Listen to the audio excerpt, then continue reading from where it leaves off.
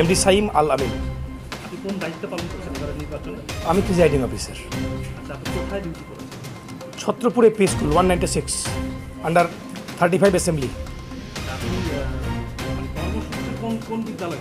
আমি রহতপুর হাই মাদ্রাসা, করণদিঘি, উত্তর দিনাজপুর। আচ্ছা, আপনি তো এখানে পড়েছিলেন, এখানে কেমন দেখলেন, পরিকাঠামো কেমন দেখলেন?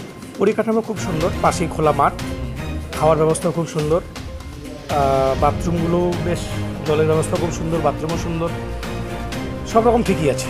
আর সেট করা আছে দেখতে পাচ্ছি।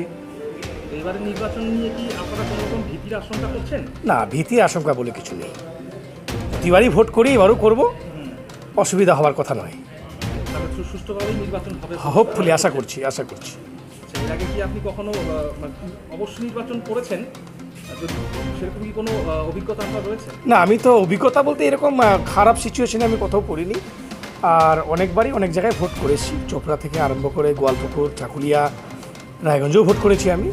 এরকম কোনো অভিজ্ঞতা কোথাও নেই। আর সব জায়গায় পরিস্থিতি অনুযায়ী দেখতে হয় পরিস্থিতিটা।